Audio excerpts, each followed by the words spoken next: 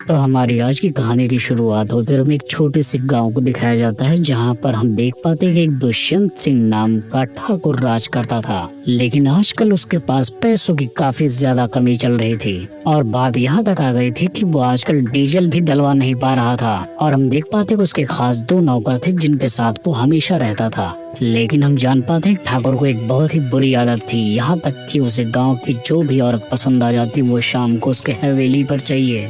यहीं दूसरी तरफ हमें कृष्ण नाम के एक आदमी की शादी होती हुई दिखाई जाती है। हम जान पाते हैं कृष्ण कजली को पाकर बहुत खुश था, क्योंकि कजली जैसी खूबसूरत लड़की आसपास के गांव में भी नहीं थी। और ये बात जब ठाकुर को पता चलती है तब वो उसे पाने के लिए लाट टपकाने लगता है और इस काम को अंजाम देने के लिए वो अपने खास आदमी भोजा को बुलाता है। ठाकुर उसे बुलाकर उससे पूछता है कि सुना है गांव में कोई बहुत ही खूबसूरत लड़की ब्याह कर आई है और उसके जैसी लड़की आसपास के गांव में नहीं है। ये सुनने के बाद भोजा भी कहता है कि हाँ, उसने भी ये बात सुनी है। ये सुनने के बाद ठाकुर और भी उतावला हो जाता और अपने आदमी को कजली को पटाने के काम में लगा देता है। अगली ही सुबह होते ही भोजा उस लड़की के घर के पास निकल जाता है ताकि वो अपनी आंखों से उसे देख सके। क्या वाकई में वो औरत इतनी खूबसूरत है या फिर लोग फालतू में ही ऐसी बातें बना रहे हैं। अब वो कजली के हस्बैंड के पास जाकर बैठकर कुछ बातें करने लगता है। तब तक कजली उसके पास आती है और पानी लेकर आती है और उसे देखने के बाद वो उसकी खूबसूरती में मदहोश होता चला जाता है। लेकिन यहाँ पर कैसे भी करके वो खुद को संभाल लेता है। अगली सुबह हम देखते हैं कि भोजा गाँव की कुछ औरतों से पता करता है कि आखिर कजली लड़कों के बारे में क्या सोचती है। अब यहाँ पर भोजा उन औरतों को काफी पैसे भी देता है इस बात के, जिसके बाद ये औरतें अब कजली के पास जाकर उससे पता करती हैं कि क्या वो और भी मर्दों में इंटरेस्ट रखती है या फिर नहीं। यह सुनने के बाद कजली बताती है कि उसे इस कामों में बिल्कुल भी इंटरेस्ट नहीं है, यहाँ तक कि वो दूसरे मर्दों को देखना भी पसंद नहीं करती। अब उसके बारे में इतना सब कुछ जानने के बाद भोजा काफी परेशान हो जाता है और उसे समझ में नहीं आ रहा था कि आखिर वो कजली को पटाए तो पटाए कैसे। लेकिन वो हार मानने वालों में से नहीं था, क्योंकि उसे ठाकुर के लिए ऐसा करना ही था। इधर अब ठाकुर से भी जब रहा नहीं जाता तो भोजा को लेकर कृष्ण के घर पर आ जाता है ताकि वो उस औरत का दीदार कर सके। कृष्ण से मिलने के बाद ठाकुर बताता है कि वो यहीं से गुजर रहा था तो सोचा तुमसे क्यों ना मिल लूं।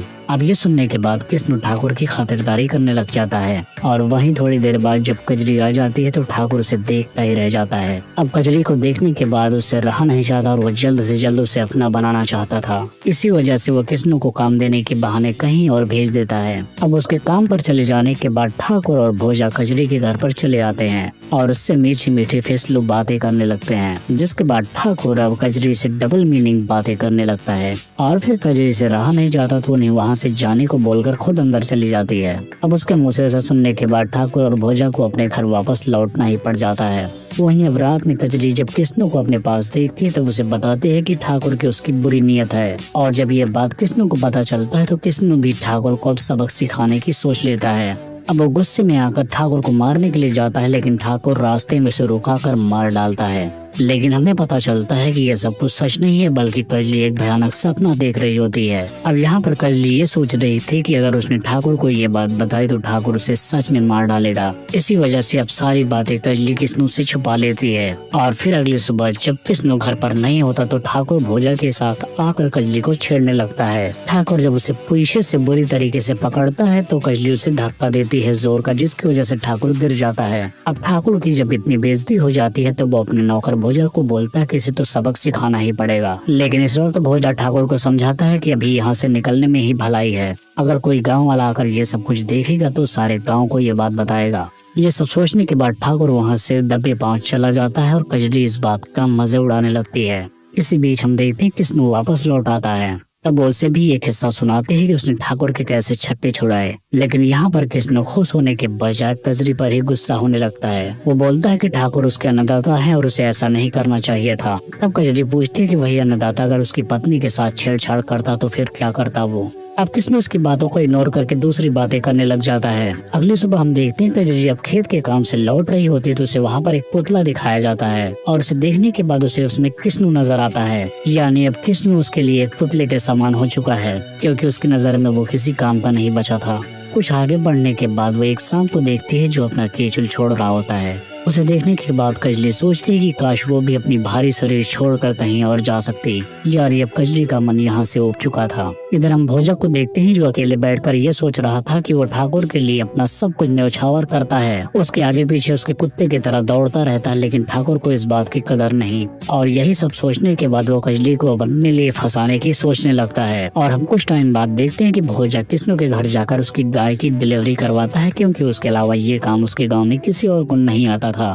तभी यह मौका पाकर भोजा कजरी से अपनी बातें बढ़ाने लगता है, लेकिन तभी कजरी भी कुछ सोचकर उसे आज रात मिलने के लिए बुलाने लगती है। जिसके बाद हम देखते हैं रात होने के बाद भोजा कजरी से मिलने के लिए चला जाता है। कजरी ने उसे मिलने के लिए ऐसे समय बुलाया था जब किस्नू गाय को चारा डाल रहा होता है। इस वक्त वो उसे किस्नू के हाथों से पिटवाना चाहती थी, लेकिन किस्नू के आने से पहले भोजा कहीं छिप जाता है। लेकिन जब किस्नू से देख लेता है तो भोजा बहाना बनाने लगता है। यहाँ पर वो बताता है कि उसने सुना था किस्नू अपनी गायों को कुछ अनाप शनाप खिला देता है, और यही सब चेक करने के लिए वो यहाँ पर आया था। अब आज रात भोजा के बच जाने के बाद कजरी उसे अगली रात फिर से बुलाती है, और अब की बार वो घर में उसे बुलाती है। और जब भोजा जाकर कजरी के पाँव को छूकर उसे जगाता है तो कजरी जानबूझकर जोर जोर से चिल्लाकर रोने लगती है। अब उसके ऐसे चिल्लाने के बाद किस्नू भी जग जाता है और भोजा को वहीं पर बैठा देखता है। अब यहाँ पर गुस्सा होने के बजाय किस्नू भोजा से पूछता है कि उसे इतनी रात को क्या काम पड़ गया कि वो यहाँ पर आया।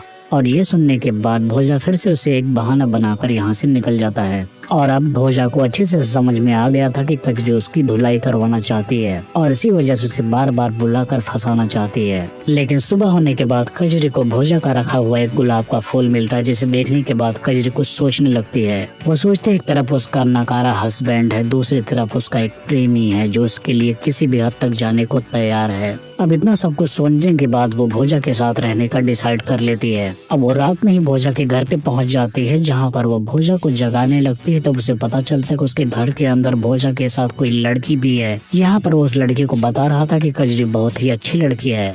उसने उसे फंसाने की बहुत कोशिशें की, लेकिन वो फंसी नहीं। और जब उससे मिलने गया तो हर बार उसकी किस्मत अच्छी थी, जिसकी वजह से उसके हस्बैंड के हाथों पिटने से बच गया। अब भोजा उसके बारे में काफी ज्यादा उल्टा सीधा बोलता है, जिससे सुनने के बाद कजरी रोने लगती है। अब इतना सब कुछ सुनने के बाद कजरी पास की नदी की तरफ जाने लगती है, क्योंकि उसके पति के साथ साथ ये दुनिया भी अब उसके किसी काम की नहीं रही थी। और इसी दुखद वक्त को दिखाते हुए इस कहानी का यहीं पर एंड हो जाता है।